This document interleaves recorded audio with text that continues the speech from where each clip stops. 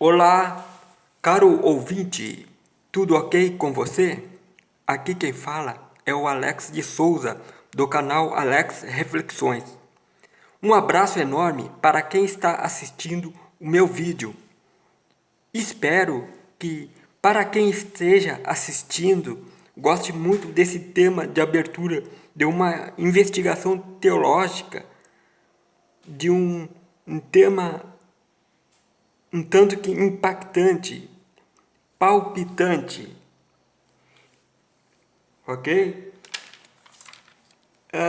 Esse vídeo é a primeira parte de uma série de vídeos acerca da questão de Adão como primeiro homem e, e o suposto pecado original. É uma investigação teológica sobre o problema de lógica com o suposto pecado original, ok?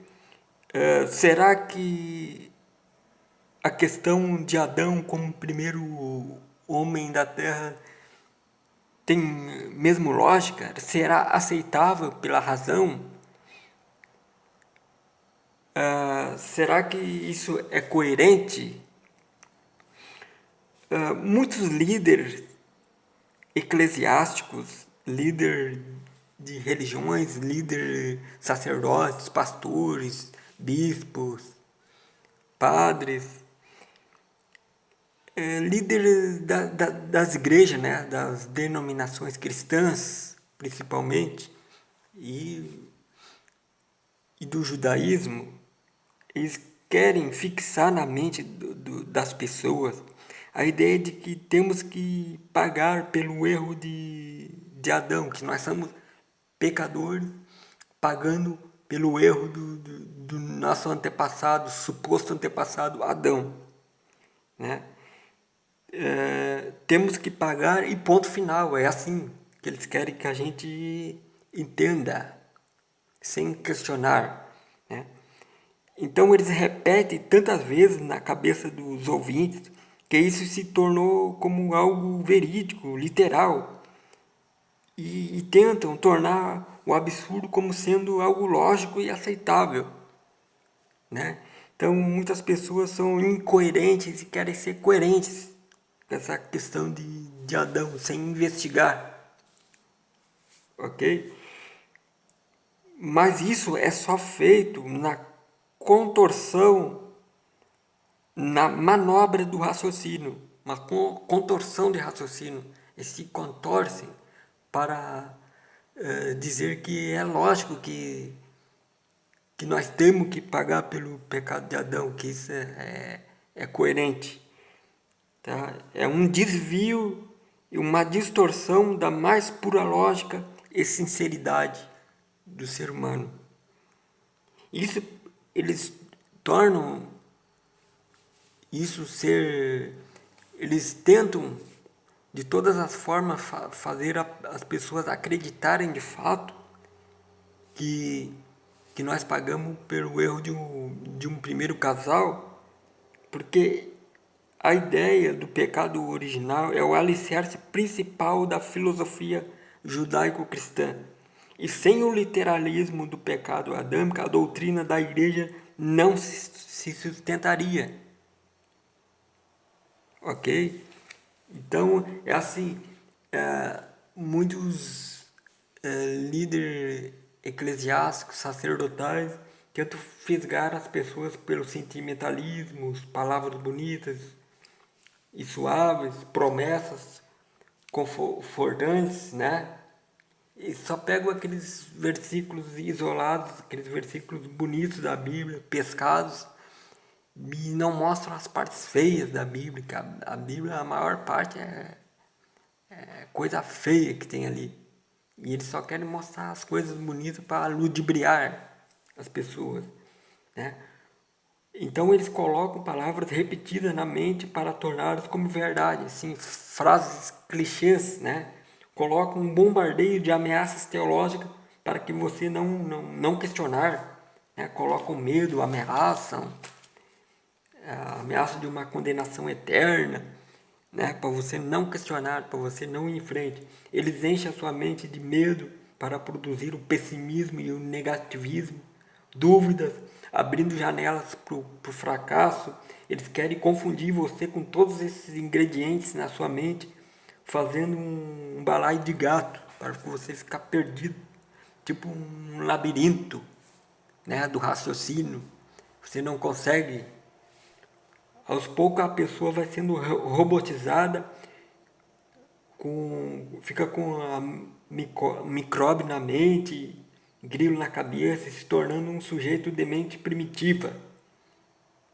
Então eles fazem tipo uma verdadeira tortura psicológica. Eles colocam um paradigma no seu cérebro, na sua mente. Eles não querem de forma alguma que você questione, argumente contra um grupo religioso, nem desconfie ao menos em uma possibilidade de algo errado e ameaça com o tal diabo, que o diabo está fazendo sua cabeça. Mas por que por que ficam intimidando? Por que todo esse bombardeio? Estão temendo o quê? Porque eles não querem que você obtenha conhecimento. Por quê? Então é para você não evoluir. Eles não querem que você dê o ponto de ignição para o conhecimento. É isso. Porque se você der o ponto de ignição e seguir em frente, você vai descobrir muitos erros, né? Então, você deve dar o ponto de ignição do conhecimento para poder questionar. Porém, eles já evitam de início, bloqueando o ponto de ignição na segurança de que você não dispare no conhecimento, né? Então, assim, porque se você disparar no conhecimento, irá descobrir muitos e muitos furos de argumentos esdrúxulos, sem fundamentos. E aí você começa a ganhar terreno. Por isso não querem que você questione, já bloqueiam, dizendo que é tudo mistério de Deus, que não podemos questionar, que a nossa mente é limitada e tal.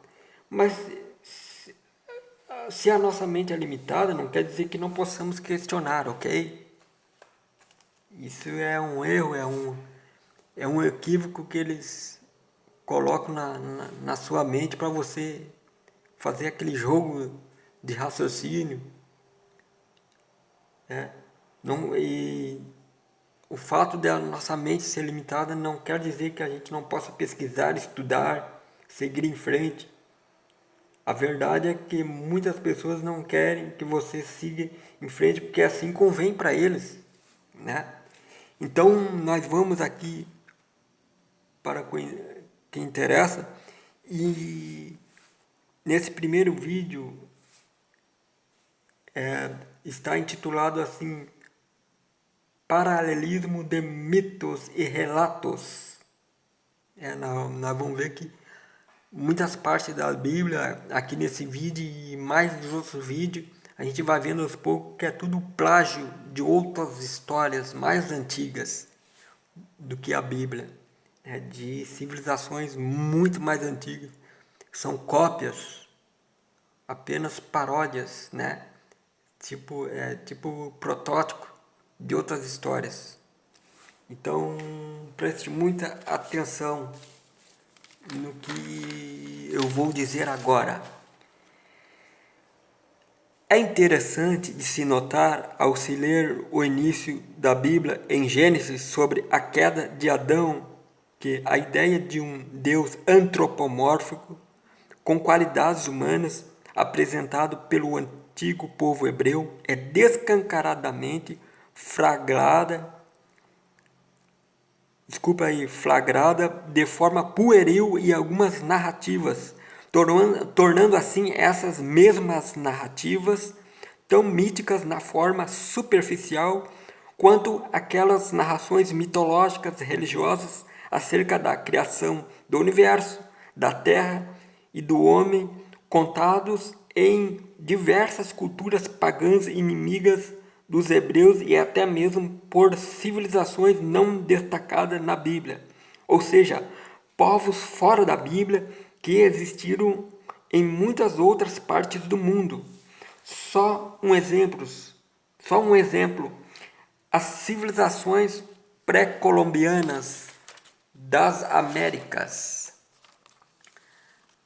A narração no início de Gênesis sobre uma serpente falando com Eva, a serpente perdendo as pernas e etc., chegam a ficar no mesmo nível ridículo, extravagante, fantasioso contra outras narrações mitológicas não mencionadas na Bíblia. Chega a ser tão fantasioso quanto aos contos de fadas infantis como Alice no País da Maravilha, Bela Adormecida, Branca de Neve, né? Pinóquio, Chapeuzinho Vermelho e Lobo Mau, Os Três Porquinhos e Lobo Mau, né? Aqueles contos de fadas, filmes de ficção tipo Harry Potter, né? É tão fantasioso quanto essas histórias sobre o Peter Pan, Sininho, Flautista Mágico, essas histórias assim, João Pé de Feijão, é a mesma coisa. O conto de fada dos adultos é a Bíblia, tanto a Bíblia como o Alcorão também, como o livro de Mormon, o livro lá de Buda, dos hindus, todos os livros sagrados são dessa forma, mitos, lendas. A narração sobre a queda de Adão tomada no sentido superficial caberia dentro de muitas outras histórias pagãs, repleto de deuses adorados por povos da antiguidade. Aliás, vemos analogias visíveis entre mitos, narrativas e personagens bíblicos com mitos e personagens mitológicos de muitas nações pagãs da antiguidade, e existe uma lista não muito pequena de um paralelismo familiar impressionante e reconhecível entre mitos bíblicos hebraicos com mitos e relatos de outros povos, sendo que alguns têm conexões quase que perfeitas. E isso é comprovado pela história, tá? A história mostra. Começou pelos sumérios lá da Mesopotâmia, epopeia de Gilgamesh, e de lá se espalhou para o Egito, para o povo hebreu, para a Grécia, e foi se assimilando, se entrelaçando, os mitos foram se assimilando, né? Então, eis alguns exemplos. Na Bíblia nós temos Sansão, na mitologia grega nós temos Hércules, mas só que Hércules e Sansão não foram os primeiros fortões da história. Teve lá o Gilgamesh e o tal de Enkidu, né? Que deram inspiração para Hércules e Sansão. Na Bíblia, nós temos o dilúvio de Noé. Na mitologia grega, temos o dilúvio de Deucalião.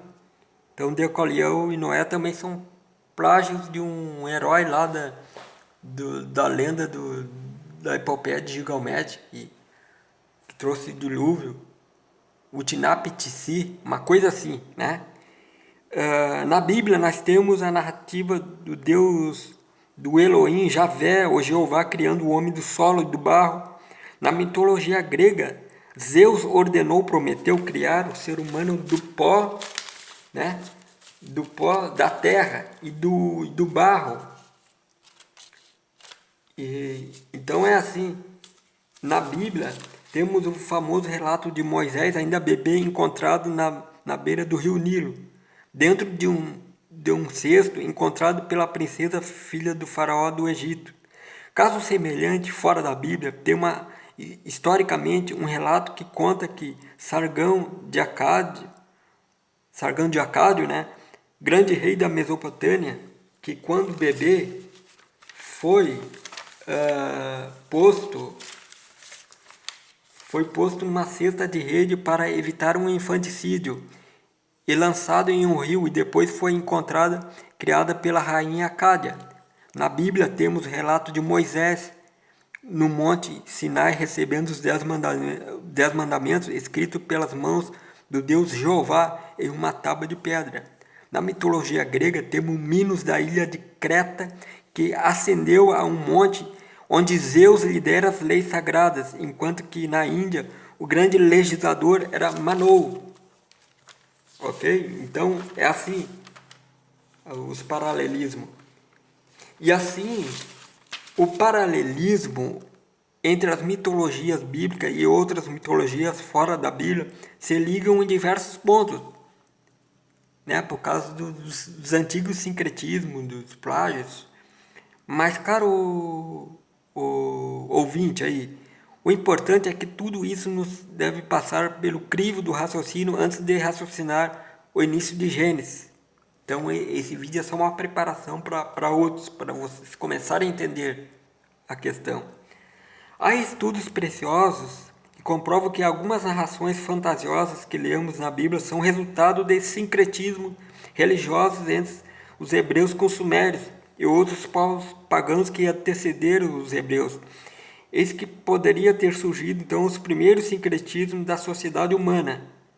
Mas o negócio não parou por aí. Isso foi uma bola de neve no tempo, né? Foi crescendo.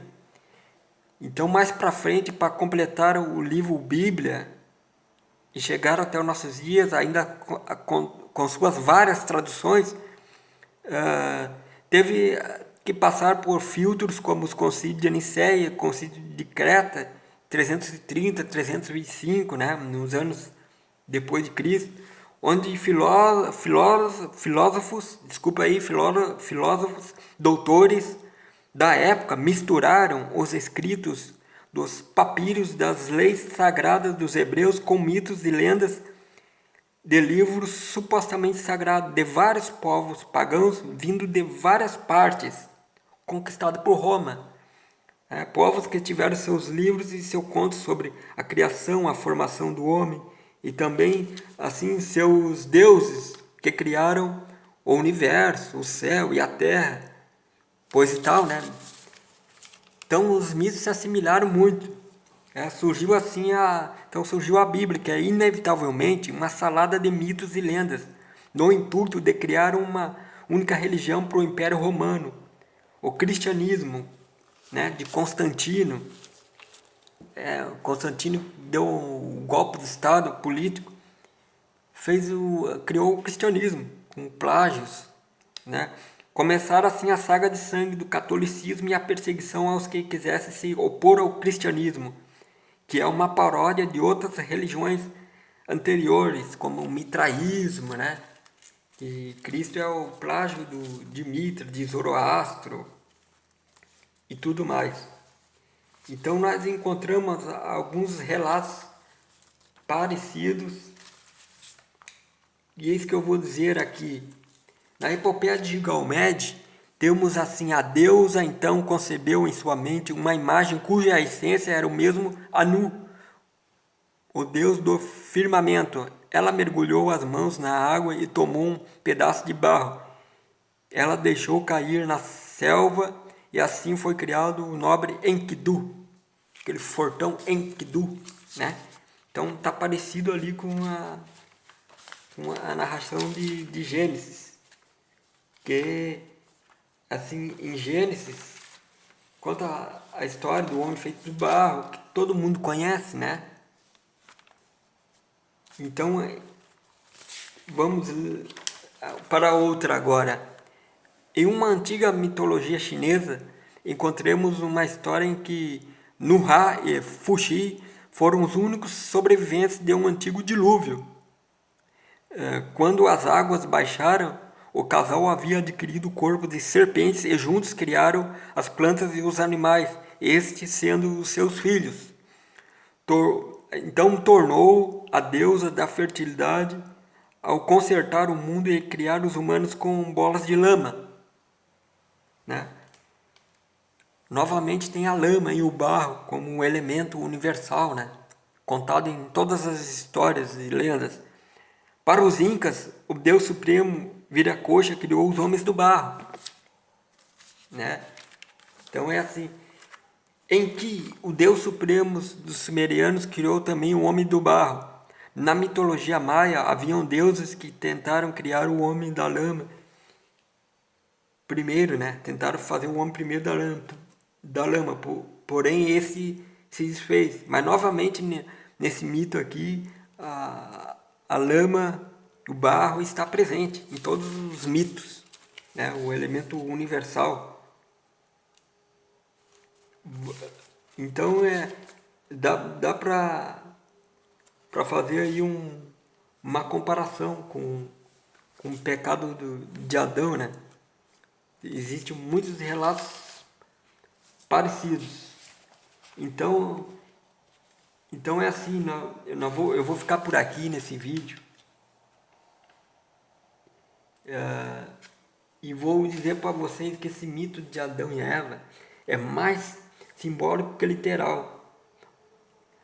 Tá? Então nós devemos investigar essa questão aí de Adão e Eva, que nós vamos ver em outros vídeos mais para frente, né?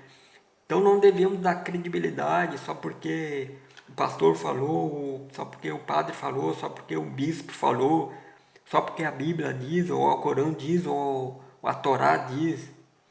Não é só por causa que o cristianismo diz, que o judaísmo diz, que o islamismo diz. Não, devemos investigar isso ao fundo.